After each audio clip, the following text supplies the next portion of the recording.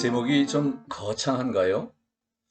우리가 다른 사람들하고 어울리고 소통하며 살아가는 한 올바른 언어 구사는 아무리 강조해도 지나치지 않을 만큼 중요하지요. 먼저 예문을 몇 가지 들겠습니다. 에카르트 톨레의 지금 순간의 힘에서 인용한 대목들인데 어떻게 읽는지 한번 들어보세요. 읽기에서 말하기가 시작되는 법이니까요. 부정적인 뭔가가 당신한테 일어날 때마다 그 안에는 깊은 교훈이 숨어 있습니다. 잠시 앓는 질병이나 불운한 사고를 통해서도 인생에서 무엇이 참이고 무엇이 허구인지, 결국 무엇이 중요한지 아닌지를 당신은 알 수 있습니다. 네, 시청자 여러분께서도 같이 읽어보시면 더 좋겠어요. 두 번째 텍스트입니다. 나중에 알고 보니 섬 주민들이 계속 현존하는 상태를 상기하기 위해 그런 말을 앵무새들한테 가르친 것이었어요. 나중에 알고 보니 섬 주민들이 계속 현존하는 상태를 상기하기 위해 그런 말을 앵무새들한테 가르친 것이었어요. 당신이 언급한 십자가의 길은 옛날식 깨달음의 방법이며 최근까지도 유일한 방법이었어요. 하지만 그걸 간과하거나 그 효험을 과소평가하지는 마십시오. 그 길에도 여전히 효과가 있습니다. 십자가의 길은 완벽한 반전입니다. 당신이 언급한 십자가의 길은 옛날식 깨달음의 방법이며 최근까지도 유일한 방법이었어요. 하지만 그걸 간과하거나 그 효험을 과소평가하지는 마십시오. 그 길에도 여전히 효과가 있습니다. 십자가의 길은 완벽한 반전입니다. 짤막한 예문을 어떻게 읽는지 들어봤는데 실제로 말을 할 때도 지금과 크게 다르지는 않을 겁니다. 톤의 오르내림과 휴지 또는 끊어읽기 등에서는 달라질 가능성이 크지만 이번 영상에서 우리가 다루려고 하는 이것에서는 차이가 거의 없을 거예요. 이 다루려는 것이 무엇인지는 잠시 뒤에 나옵니다. 자, 그 이전에 세계 여러 언어에는 저마다 특성이 있지 않습니까? 아주 간단한 예를 단도직입적으로 들어보지요. 이를테면 영어는 강세 시간 언어, 우리 한국어는 음절 시간 언어로 나눕니다. 이건 음절을 소리내는 시간을 기준으로 한 분류예요. 여기 이 빨간 네모가 음절을 가리킵니다. 음절은 한 번의 날숨에, 단숨에 내는 모음과 자음의 한 덩어리 소리, 이렇게 생각하면 되겠습니다. 그 정의를 기억해 두면 더 편해요. 우리말에서는 음절을 소리내는 시간이 거의 같은 모양, 같은 크기예요.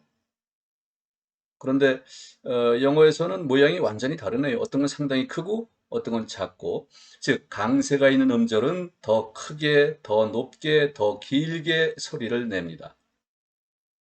상대적으로 강세가 없는 음절은 더 약하게, 더 낮게, 더 짧게 소리를 내지요. 그래서 리듬이 우리말에서는 음절 시간 언어에서는 다, 다, 다, 다, 다, 다 이렇게 일정하게 가는 편이에요. 그런데 강세 시간 언어, 영어 같은 그런 언어에서는 다, 다, 다, 다, 다, 다, 다, 다, 다, 다 이런 식으로 강세가 있는 음절은 더 크고 높고 더 길게, 그리고 강세가 없는 음절은 줄어들거나 축약되거나 심지어 생략되기까지도 하지요. 강세 시간 언어에는 독일어나 덴마크어, 러시아어 등이 포함됩니다. 또 음절 시간 언어에는 우리말 이외에 스페인어, 이탈리아어, 프랑스어, 핀란드어, 일본어, 중국어 등이 있어요. 그런데 중국어 같은 언어에는 또 다른 특성이 아주 독특해요. 같은 소리라 해도 성조에 따라서 단어 의미가 달라지는 말이죠. 그런 말을 성조 언어라고 부르지 않습니까? 이 특성을 정말로 살짝만 가볍게 살펴보겠습니다. 성조 언어예요. 성조라는 정의를 먼저 좀 기억할 필요가 있겠습니다. 단어의 한 음절에서 소리의 높고 낮음 혹은 그 변동, 이것을 성조라고 하지요. 영어 표현으로는 그냥 톤이라는 단어를 씁니다. 여기서 중요한 점은 성조와 강세를 분명히 구분할 수 있어야 돼요. 성조는 단어의 한 음절을 강조하는 강세, 스트레스하고는 아주 다른 개념입니다. perfect gift, 형용사일 때는 perfect, 이름절에 강세가 있네요. 그 다음에 I want to perfect it, 완벽하게 하고 싶어, 그럴 때는 perfect, 이음절에, 그래서 형용사로 쓰일 때와 동사로 쓰일 때 이렇게 강세가 달라집니다. 자, 성조와 강세는 완전히 다른 개념이다 하는 점, 네, 기억을 해 두시고, 그 다음에 일반적으로 성조 언어가 아니더라도 우리네가 쓰는 말에서는 당연히 톤을 사용할 수 있습니다. 예를 들어서 뭔가를 물어볼 때 어구 끝에서 톤을 올릴 수 있어요. 이럴 때 상승 어조가 되는 거지요? 이렇게 톤을 올릴 수 있습니다. 물론 명령조에도 그 나름의 톤이 있어요. 이런 식으로 어떤 말에서 톤이 청자에게 다른 뉘앙스를 전달하는 방법으로 사용될 수 있는데, 그렇다고 해서 이때의 톤이 성조가 되는 건 아닙니다. 네, 이것도 또 구별을 할 수 있어야 됩니다. 어떤 말이 성조 언어로 인식되려면 톤에 따라, 성조에 따라 단어의 뜻이 영향을 받고 달라져야 합니다. 그런 언어를 성조 언어라고 부릅니다.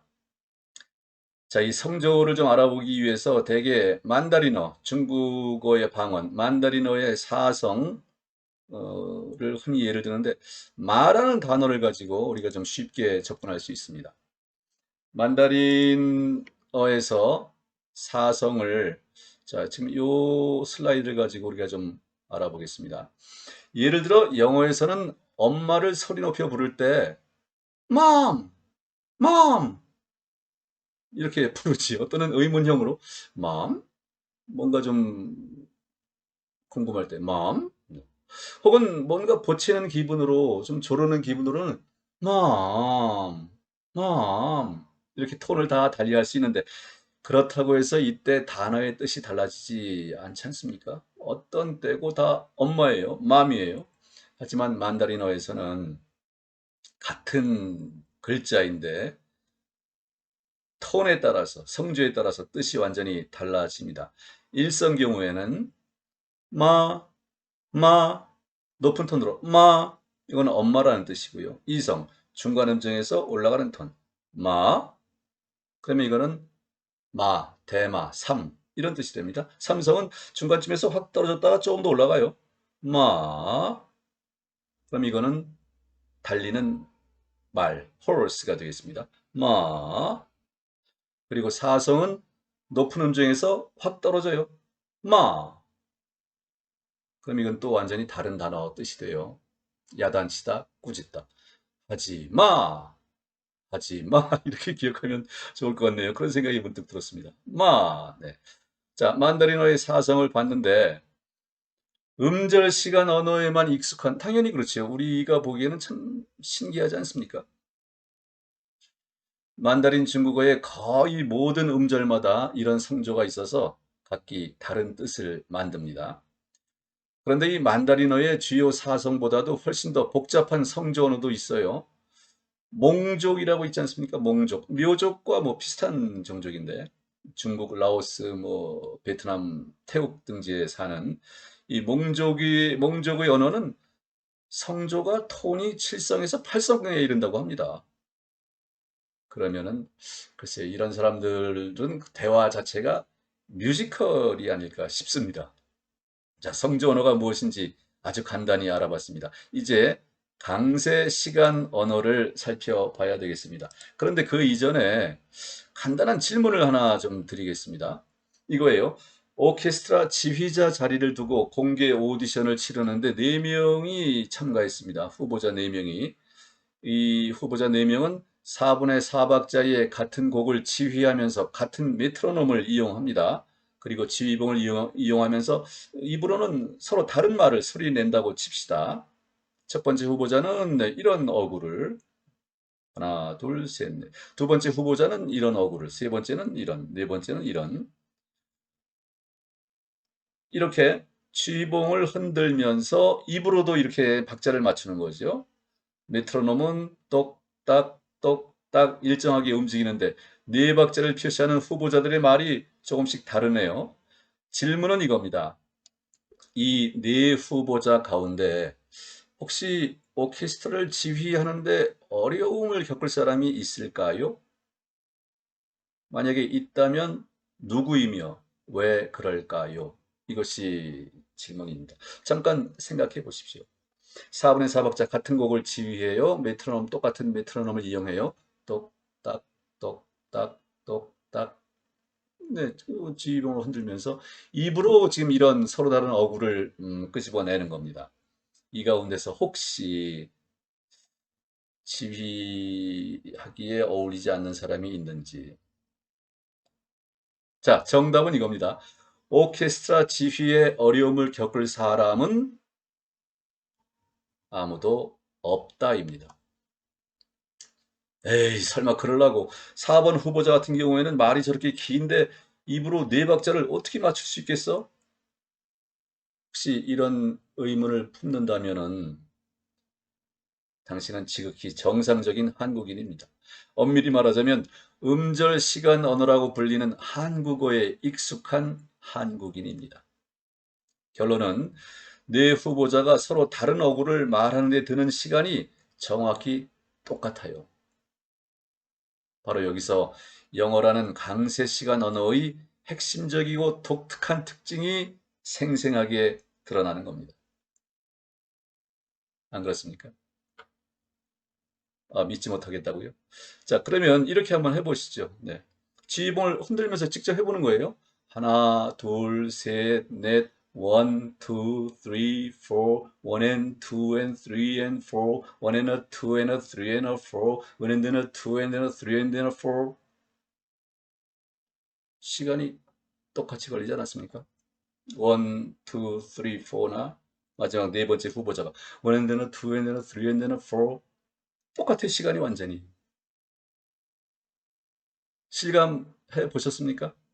강세 시간 언어의 맛을 직접 체감하셨습니까?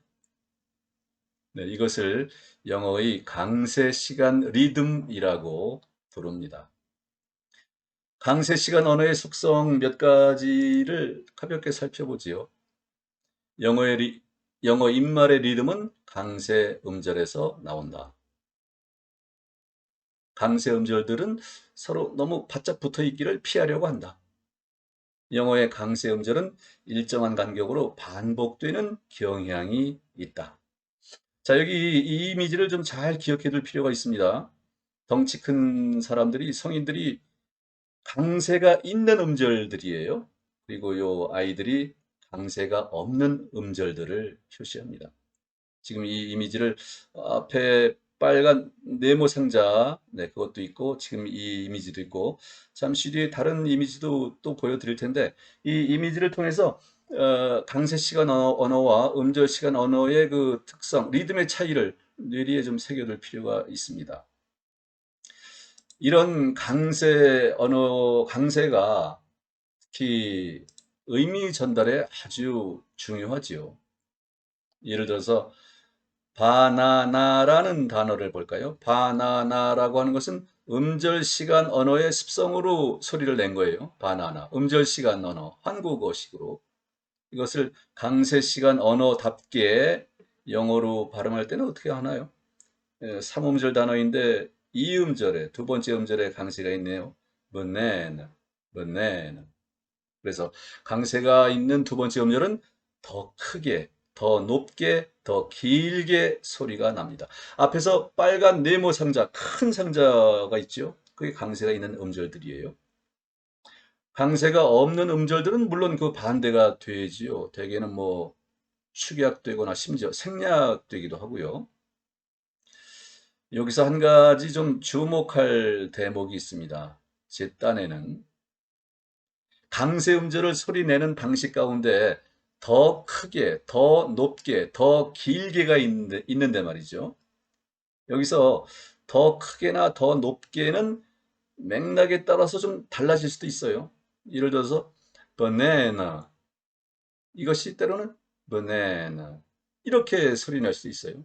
즉 강세가 있다고 해서 더 크게 더 높게만은 아니라는 것이죠. 그러나 더 길게라는 속성은 변하지 않습니다. 언제 어디서든. 강세가 있는 음절은 반드시 더 길게 소리를 내요. 요 점이 중요합니다. 왜냐면 이제 저 뒤에 가서 이번 영상의 본론이자 본질이자 핵심인 사안과 관련되어 있기 때문에 이 부분을 특히 더 강조를 하는 겁니다. 더 길게라는 속성은 달라지지가 않아요. banana, banana. 이 점을 좀 기억해 두시면 좋겠어요. 자, 그리고 영어에서 강세가 없는 음절의 발음에 특이한 현상 하나가 또 있는데 이것도 또 우리가 알아둬야 되겠습니다. 강세가 없는 음절의 발음은 대체로 소리로 바뀌는 경우가 아주 많아요.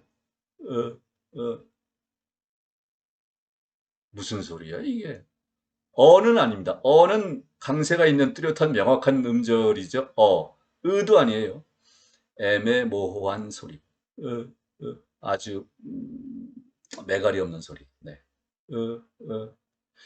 이거는 영어에서 아주 많이 쓰이는 홀소리, 단모음 소리인데 영어 원어민들이 내는 모음 소리의 3분의 1가량이 다 이 소리예요. 엄청나게 많은 거죠. 그래서 아예 특정한 이름까지 붙었습니다. 슈와라는 이름까지 붙었어요. 슈와를 요거는 문자 그대로 애매모호한 소리예요. 애매모호한 소리. 그렇게 기억해 두면 되겠습니다. 발음 기호는 보시다시피 이렇게 생겼어요. 네. 슈와 강세 시간 언어에만 있는 특징적인 요소죠. 음절 시간 언어에는 슈와라는 것이 있을 수가 없습니다. 그래서 강세가 없는 모음에서 나는 이 슈와 덕분에 이 애매모호한 소리 덕분에 1, 2, 3, 4 이것을 말하는 시간과 1 and then a 2 and then a 3 and then a 4 이걸 말하는 시간이 완전히 같아지는 것이죠. 이제 그 원리를 확실히 파악하셨겠죠? 네. 자, 이런 경우도 마찬가지입니다. 여기 지금 세 문장이 있는데 이 세 문장도 실제로는 소리를 내는 시간이 똑같아요, 완전히. 우리가 눈으로 보기에는 글자가 어떤 게 더 많은데 말이죠. 그것이 강세 시간 언어의 특징입니다. Boys like girls. The boys like the girls. The boys will like the girls. 이거는 지금 음절 시간 언어의 습성대로 읽은 거예요. 네, 영어답게 읽은 건 아니죠. 그럴 수는 없습니다. 음절대로 또박또박. 네, 이거는 한국어식으로 영어를 읽은 겁니다. 되게 영어 공부 처음에 할 때 이런 식으로들 많이 하지요. 여기서 벗어나야 됩니다. 자, boys like girls. The boys like the girls. The boys will like the girls. Boys like girls.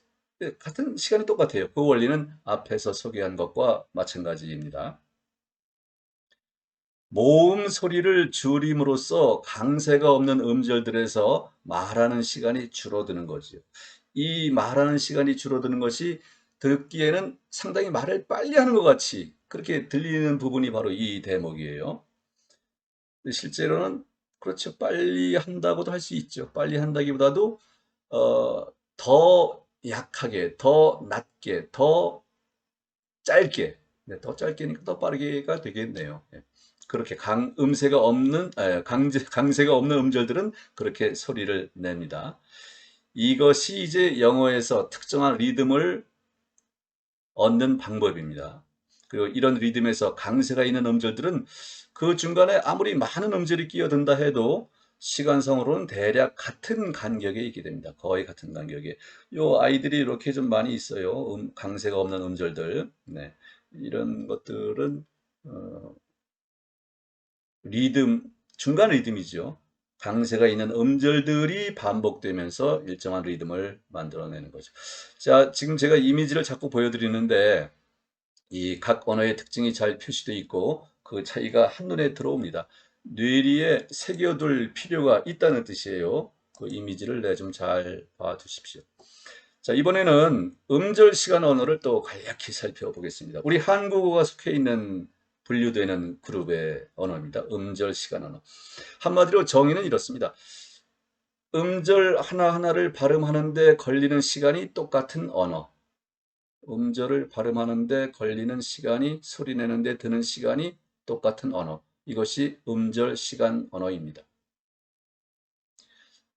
슈와 같은 소리는 뭐 당연히 없어요.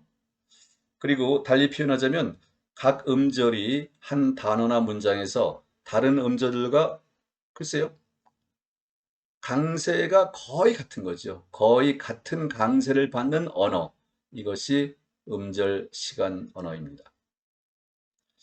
음절 시간 언어인 우리 한국어를 훈련할 때, 발음 연습할 때 처음에는 음절 하나하나의 소리값을, 음가를 정확하게 내려고 했었잖아요. 특히 혀가 꼬이는 문장 훈련할 때 그렇지 않습니까? 예를 들면 뭐가 있죠? 저기 저 콩깍지가 깐 콩깍지냐 안 깐 콩깍지냐, 이분은 백법박 박사, 저분은 박법박, 이 좀 말이 막 그렇죠? 이럴 때는 이제 음가를 하나씩 이제 정복하고 넘어 나아가는 겁니다. 박사, 법학 박사, 법학 박사, 백법학 박사. 네. 이분은 백법학 박사, 저분은 박법학 박사. 이렇게 음절 시간 언어는 소리값을, 음가를 하나씩 또박또박 내는 훈련이 필요해요. 근데 영어는 그런 식으로 접근할 수는 없습니다. 한마디로 한국어 텍스트는 또박또박 읽을 수 있어요. 하지만 영어 텍스트는 그렇게 해서는 안 되지요. 자, 이렇게 영어와 한국어의 특성과 차이를 알아봤습니다.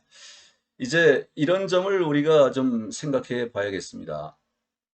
영어 같은 강세 시간 언어에서는 강세 음절들의 간격에서 말의 리듬이 생기고 이 리듬이 다른 요소들과 합쳐져서 억양을 만들어요. 그래서 멜로디를 띄니까 대개는 듣기에 좋습니다. 편하고 좋아요. 또 중국어 같은 성조 언어에서는 우리가 앞에서 알아본 것처럼 음절의 높낮이가, 성조가 단어의 뜻을 달라지게 할 만큼 아주 중요하죠. 그런 요소를 갖고 있습니다. 그러면 우리 한국어에는 그런 요소가 없나요? 없나요? 말의 리듬을 만들거나 단어의 뜻이 달라지게 하는 요소 말입니다. 그래서 이런 생각들 잘 안 해보셨을 것 같아요. 아마도. 뭐 그런 생각할 특별한 계기가 있지도 않았을 거고. 지금 여기서 한번 생각해 보시죠. 네. 대개 목소리를 훈련할 때 목소리의 사피라는 속성을 많이 들어요. 뭐 파워, 피치, 페이스, 포즈. 이건 정리하기 편하게 이제 P자로 가는 거죠. 이것이 말에서는 강약, 고저, 완급, 휴지가 됩니다. 이런 요소들이 잘 어우러질 때, 잘 어우러지면 말하기가 편하고 의미가 잘 전달됩니다. 듣기에도 좋은 건 물론이고요. 그리고 이렇게 만들어주는 강력한 요소가 우리말에도 한국어에도 있습니다. 바로 장단음이에요. 장단음. 모든 낱말에서 장단음을 구별해서 소리를 내는 것입니다. 그래야 말의 뜻도 의미도 정확하게 주고받게 됩니다. 장단음 뭐 이야기는 들어들 보셨을 거예요. 단지 그것을 실제에서 제대로 쓰지를 않았을 뿐이죠. 예를 들어 보지요. 여기 지금 이런 글자가 있습니다. 뭐 이런 글자가 있습니다. 한자를 빼면 한글로는 표기가 다 똑같네요. 네. 그러면은 같은 표기의 이 글자들은 어떤 단어가 어떤 뜻인지는 천상 문맥에 따라서 알 수 있겠죠. 컨텍스트에 따라서. 예를 들어서 나는 어제 여권을 신청했어. 그러면 아, 이건 패스포트 여권이구나. 여권이 보장되는 나라. 그러면 아, 이거는 여성의 권리를 말하는 여권이구나. 네, 이렇게 알 수 있습니다. 그런데 하나 더 발음이 다른 단어가 있어요. 글자는 같은데 지금 여기 여권, 줄여, 참여할 여는 긴 소리를 내요. 긴 소리가 나요. 여권, 여당, 정권을 쥔 정당, 여당, 여권, 여당에 속하거나 여당을 지지하는 세력권, 여권. 다르죠. 글자는 같아요. 여권, 같은데 발음은 달라요. 여권, 여권. 강세가 있어요. 여권에는 긴 소리가 나요. 저는 그걸 강세라고 지금 표현하고 있습니다. 자, 그러면 또 이런 문장은 어떻게 읽어야 되나요? 한번 읽어보시죠. 눈에 스노우가 들어가니 tear인가 아니면 스노우 멜트인가? 한번 읽어보셨습니까? 제대로 정확하게 읽는다면 이렇게 되겠어요. 눈에 눈이 들어가니 눈물인가 눈물인가? 눈에 눈이 들어가니 눈물인가 눈물인가? 달라요. 글자는 같은데 발음이 달라요. 긴 소리 짧은 소리 달라요. 제 표현대로 하자면 강세가 있어요. 하나는 눈, 아이 눈은 짧은 소리 그냥 눈. 스노우 눈은 길어요. 강세가 있어요. 눈. 여기서도 좀 놀랍지 않습니까? 같은 글자인데 발음에 따라서 소리의 길이에 따라서 뜻이 완전히 다른 단어가 된다는 것. 여권도 마찬가지입니다. 자, 여기서 조금 전에 영어의 강세가 있는 음절은 더 크게, 더 높게, 더 길게 소리를 내는데 이 가운데 더 길게라는 속성은 변하지 않는다라는 점을 앞에서 제가 좀 강조를 했습니다.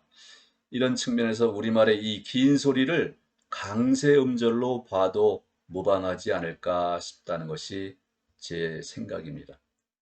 그렇게 여기는 게 나을 것 같아요. 그래야 더 이해하기 쉬워요. 영어에서 강세, 악센트를 무척 중시하는데 우리말에도 당연히 있는 이 강세를 무시한다? 이거는 좀 어불성설입니다.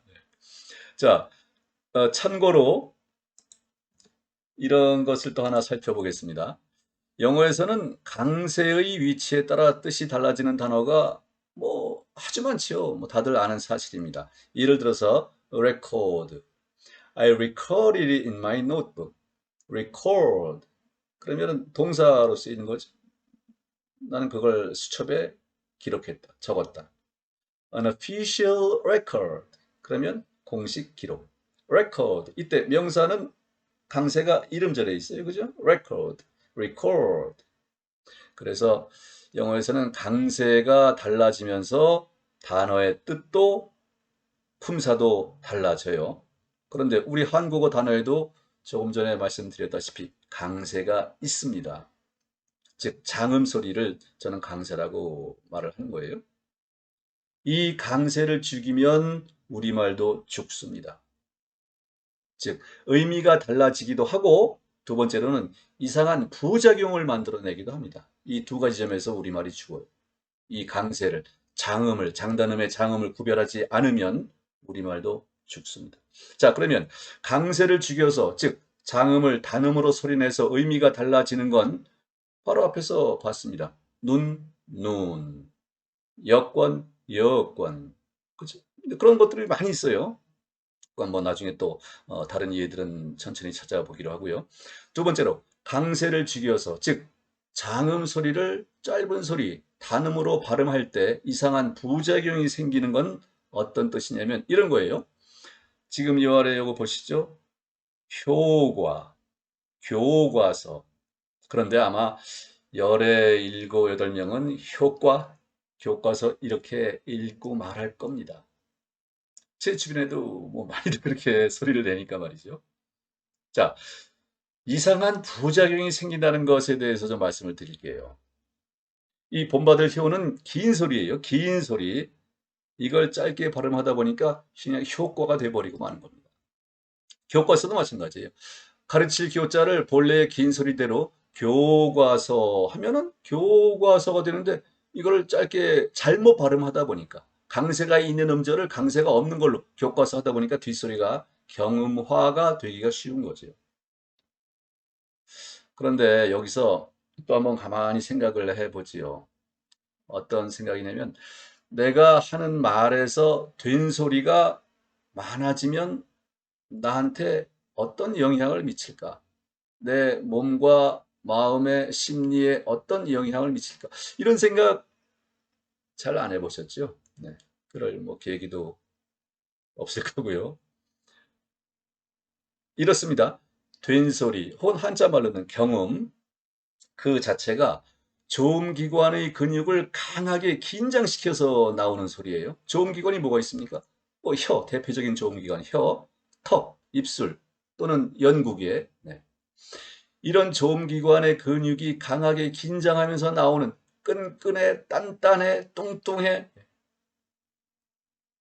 혹시 나중에 그냥 심심할 때 된소리만 한 10개, 20개, 30개 한번 모아서 그 소리를 한번 쭉 소리내 보세요. 발음을 한번 해보세요. 그러면서 내 몸에 또는 마음에 어떤 변화가 생기는지 한번 체크를 한번 해보세요. 흥미로운 실험이 될 것 같습니다.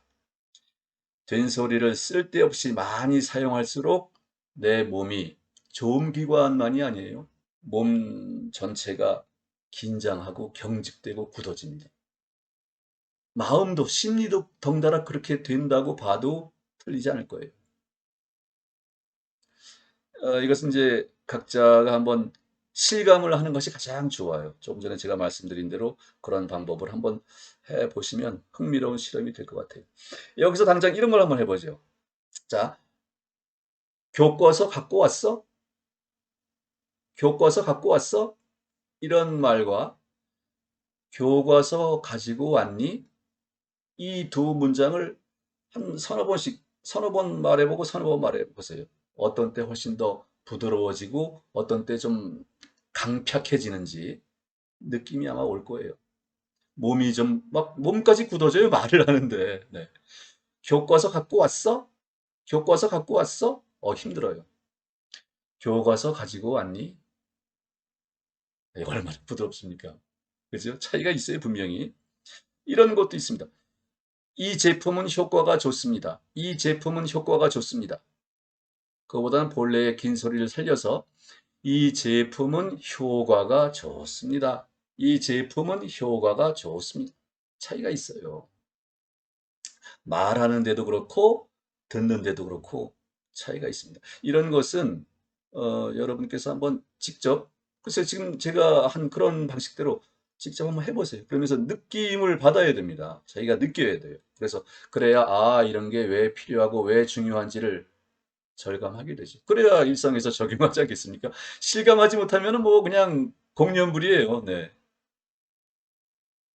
자, 우리말에서 한국어에서 장단음의 중요성을 확실히 알았습니다. 그죠? 그러면 이제 앞에 소개한 예문들을 본래 우리말답게 읽는 연습을 한번 해보지요. 이거 중요한 과정입니다. 우리말을 우리말답게 본래 우리말답게 읽는다는 것은 장단음을 구별해서 살린다는 뜻입니다. 여기 지금 보면은 콜론이 많이 붙어 있어요. 이것은 그 앞에 있는 모음 소리가 길다는 장음이라는 표시예요. 예를 들어서 부정적인 뭔가가 교훈, 숨다, 잠시, 사고, 중요하다. 이런 것들이 다 긴 소리, 강세가 있는 음절들이에요. 이걸 제가 한번 읽어보겠습니다. 부정적인 무언가가 당신한테 일어날 때마다 그 안에는 깊은 교훈이 숨어 있습니다. 잠시 앓는 질병이나 불운한 사고를 통해서도 인생에서 무엇이 참이고 무엇이 허구인지, 결국 무엇이 중요한지 아닌지를 당신은 알 수 있습니다. 어떻게 좀 듣기가 괜찮습니까? 자, 여러분도 한번 해보시죠. 일단 저 앞에 있는 한 문장만 해볼까요? 부정적인 무언가가 당신한테 일어날 때마다 그 안에는 깊은 교훈이 숨어 있습니다. 네, 여기까지만 한번 해보시죠. 네, 그런 식으로 하시면 되겠습니다. 이것을 부정적인 뭔가가 당신한테 일어날 때마다 그 안에는 깊은 교훈이 숨어 있습니다. 좀 밋밋하지 않아요? 밋밋하죠. 그리고 이거는 우리말의 말맛을 죽이는 거예요. 조금 전에 앞에서 말씀드린 장단음을 죽이는 것은 우리말을 죽이는 것과 똑같습니다. 두 가지 그 부정적인 결과를 설명해 드렸었죠. 다시 한번 이 텍스트를 같이 읽어보고 다음 텍스트로 넘어가죠. 부정적인 무언가가 당신한테 일어날 때마다 그 안에는 깊은 교훈이 숨어 있습니다. 잠시 앓는 질병이나 불운한 사고를 통해서도 인생에서 무엇이 참이고 무엇이 허구인지, 결국 무엇이 중요한지 아닌지를 당신은 알 수 있습니다. 물론 텍스트를 읽을 때 아까도 말이 나왔습니다만은 문장 부호도 있고요. 뭐 청킹, 끊어읽기도 있고 호흡도 있고 네, 여러 가지 다른 요소들이 많이 있습니다. 지금은 장단음에 중점을 둬서 읽고 있습니다. 자, 그 다음에 두 번째 텍스트로 한번 넘어가 볼까요? 여기서는 이제 나중에, 알다, 섬, 주민, 주민들, 계속, 현존, 상태는 짧은 소리예요. 상태. 그 다음에 remember, remind, 떠올리다는 상기하다, 상기하다. 상태를 상기하기 위해 말은 긴 소리예요. 그런 말을 앵무새들한테 가르친 것이었어요. 자, 이걸 한번 제가 또 읽어보겠습니다. 나중에 알고 보니 섬 주민들이 계속 현존하는 상태를 상기하기 위해 그런 말을 앵무새들한테 가르친 것이었어요. 한번 읽어보시죠. 나중에 알고 보니 섬 주민들이 계속 현존하는 상태를 상기하기 위해 그런 말을 앵무새들한테 가르친 것이었어요. 좋습니다. 그렇게 조금씩 적응해 나가면 되겠어요. 세 번째 텍스트도 한번 또 해보죠. 여기서는 옛날이 강세가 있는 음절이네요. 옛날 이야기. 또 최근, 최선, 최고. 이거 다 강세가 있는 음절이에요. 강세가 있는 음절은 제 표현이고, 정확히 하자면은 장음이라는 얘기죠. 긴 소리예요. 그 다음에 효험, 과소평가, 말다, 마십시오. 효과, 네. 효과가 아니죠. 효과가 있습니다. 그리고 반전, 반발, 반대. 이것도 다 긴 소리입니다. 강세가 있는 음절이에요. 당신이 언급한 십자가의 길은 옛날식 깨달음의 방법이며 최근까지도 유일한 방법이었어요. 하지만 그걸 간과하거나 그 효험을 과소평가하지는 마십시오. 그 길에도 여전히 효과가 있습니다. 십자가의 길은 완벽한 반전입니다.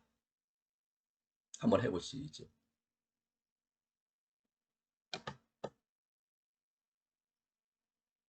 어떤가요? 차이가 좀 있습니까? 어색할 수도 있어요. 예, 좀 낯설 수도 있어요. 근데 그것은 무슨 뜻이냐면은 그만큼 지금까지 우리말에 들어있는 진짜 우리말의 본질인 장단음을 구별 없이 강세 있는 음절을 강세가 없이 그냥 써왔다는 반증입니다. 이것은 마치 글쎄요. 에카르트 톨레 지금 순간의 힘에서 우리가 많이 접했습니다마는 에고에 하도 익숙해지다 보니까 살면서 일하면서 사람들 상대하면서 그러다 보니까 참나의 본질이 어색하고 이상한 것과도 비슷하지 않나 싶어요. 우리가 잘못된 길에 워낙 익숙해지다 보니까 제대로 된 길이 어색하다. 이 상태에서 벗어나야 되겠죠. 안 그렇습니까? 아, 그리고 여기 그 토시, 조사, 의를 제가 빨간 걸로 표시를 해놨는데 이 조사, 의 발음이 조금 까다로울 수 있어요. 근데 까다로운 건 아니에요. 단지 이제 그 방법만 알면 되겠습니다.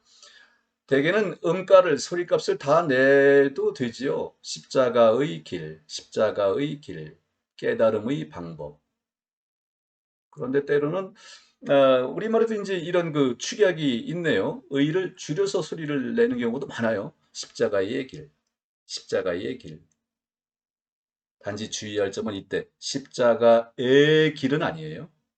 나의 집, 나의 집, 나의 집, 나의 집. 달라요.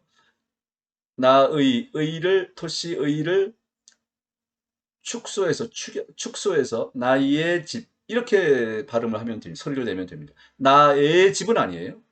이것을 이제 적지 않은 사람들이 잘못 착각을 해서 글자로 적을 때도 나의 집 이렇게 적잖아요. 근데 이것은 나의 집을 착각을 한 거죠. 나의 집이 아닙니다. 이거는 좀 부끄러운 짓이었군. 자, 의의 발음은 의를 음가를 다 내주든지 아니면 축소해서 나의 집, 십자가의 길, 깨달음의 이럴 때는 의 음가를 다 내주는 게 더 편하네요.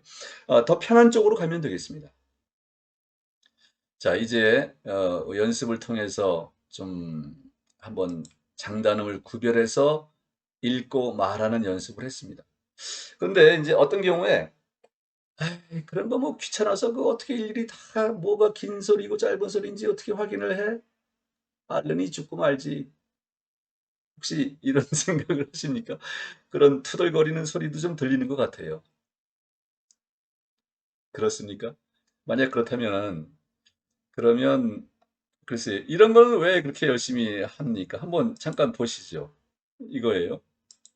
If you connect the sound, you've all connect the sound. If you've always done American pronunciation, always. David Icke's, if you've always, it's more of an always.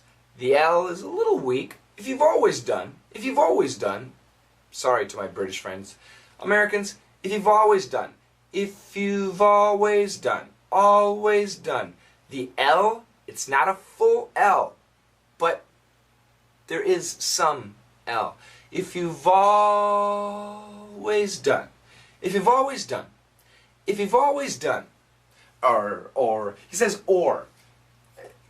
He misspoke. He made a mistake. So, cancel. 네, 지금 여기 Start 영상이 잘 안 나오는 fresh 거나요? start. 자, If you always 영어 do. 공부는 if 참 you've 열심히들 always done. 해요. No. If 거기에 you always do. 영어의 강세나 연음 또는 모음 축약, 슈와 억양 And 등 then stop the sound. 많이 What 해야죠. you've 우리말하고는 완전히 all 다르니까. connect. What you've always 근데 done. 제가 하고 싶은 말은 If you always 이겁니다. do what you've 정작 우리말에는 영어 공부에 학습에 들이는 그런 그 공을 글쎄요, 뭐 한 10분의 1도 안 들이지 않나 그런 생각이 듭니다. 그 부분이 조금 안타깝지요. 자, 이렇게 중요한 우리말의 장단음을 실제로 일상에서 말하기 위해서는 무시하는 경우가 아주 많습니다. 그건 뭐 방송국 아나운서들이나 하는 거지 나야 뭐 글쎄요, 그렇게 생각하십니까? 만약에 그렇다면은 조금 더 달리 생각해 볼 필요가 있습니다. 그러다 보면 이런 말이 나와요. 노력을 해야 한다. 이런 식의 말도 나오게 됩니다. 이건 뭐 누군가를 흉보려고 하는 얘기는 아니에요. 그저 많은 사람들이 들어서 알고 입에 올리는 경우라서 그냥 하나의 사례로 튀어나온 것일 뿐입니다. 힘쓸 노는 단음이 짧은 소리예요. 노력하다. 이 한자어를 중국어로는 시시, 열심히 공부하다. 뭐 이렇게 소리를 내는군요. 그리고 이제 제가 말씀드리고 싶은 거는 한 가지입니다. 우리말의 중요한 특성인 장단음을 잘 구별해서 사용할 줄 알아야 한다는 것. 그러면 말이 훨씬 더 편하고 자연스럽고 격조 있게 흘러나옵니다. 왜냐고요? 왜냐하면 아시다시피 말이란 생명체입니다. 우리말이 간간히 굴곡도 있고 상처도 있었겠지만 우리말에는 지난 수천 년 이 땅을 꾸려온 이들의 얼과 넋과 숨결과 삶이 배어 있습니다. 여기서 자연스러운 리듬과 흐름이 형성됐습니다. 그리고 이 흐름이 바로 장단음에 들어 있습니다. 이 흐름을 타면 말하기가 자연히 편안하고 자연스럽게 되지 않겠습니까? 장단음을 구별하지 않고 말하는 것은 이 흐름을 거스르는 거예요. 그러면 말하기가 힘들어지지요. 그래서 말이 꼬이거나 밋밋해지고 나아가서는 영혼 없는 말이 되기가 쉽습니다. 아니면 쓸데없는 된소리만 잔뜩 만들어내서 내 몸도 막 긴장하고 굳어지고 말이죠. 그런 부작용을 낼 수가 있습니다. 제가 이 대목에서 조금 흥분한 것 같아요. 근데 사실 상당히 중요한 대목입니다. 우리 영어 공부는 그렇게 열심히 하면서 제가 하는 말은 그겁니다. 저도 영어 공부 열심히 해요. 뭐 러시아어도 하고 중국어도 하고 해요. 그러나 우리말을 먼저 해야 됩니다. 자, 여기 이제 이런 것을 하나 소개를 해 드리겠습니다. 이런 격언이 있어요. 지난 18세기 유럽 계몽주의 시대의 대표 주자라고 할 수 있죠. 볼테르가 외국어를 잘 하려면 먼저 모국어를 잘 해야 한다고 강조했습니다. 이 말의 의미를 곰곰이 곱씹어 볼 필요가 있어요. 물론 이 말에 대해서도 여러 가지 부연 설명도 필요하고 할 수도 있는데 뭐 시간상 지금은 생략을 해야 되겠습니다. 제가 하려는 얘기는 다 끝났습니다. 사실 이번 영상 제작에는 계기가 좀 있었어요. 얼마 전에 업로드한 오디오북 영상을 두고 몇몇 구독자들께서 이런 댓글을 달아주셨더군요. 말의 강약과 완급이 적절해서 귀에 잘 들어온다. 자신의 진솔한 체험이 배어 있는 듯하다. 말맛이 좋다 등등. 네. 감사합니다. 칭찬으로 듣겠습니다. 그런데 이런 댓글을 보면서 이런 측면은 조금만 연습하면 다들 할 수 있는 건데 하는 생각이 들었어요. 그리고 그래서 그 방법을 소개해야겠다고 마음 먹게 된 것이죠. 그래서 만들었습니다. 이번 영상에서 목소리를 담아주신 구둔심지님 또 제다이님은 우리 목소리 연구회에서 함께 훈련하고 있어요. 심지님은 한 석 달쯤 됐는데 목소리 음색이며 톤이 많이 안정적으로 바뀌었네요. 물론 뭐 딕션이며 억양 넣는 법 등 여러 과제가 아직 남아있기는 합니다만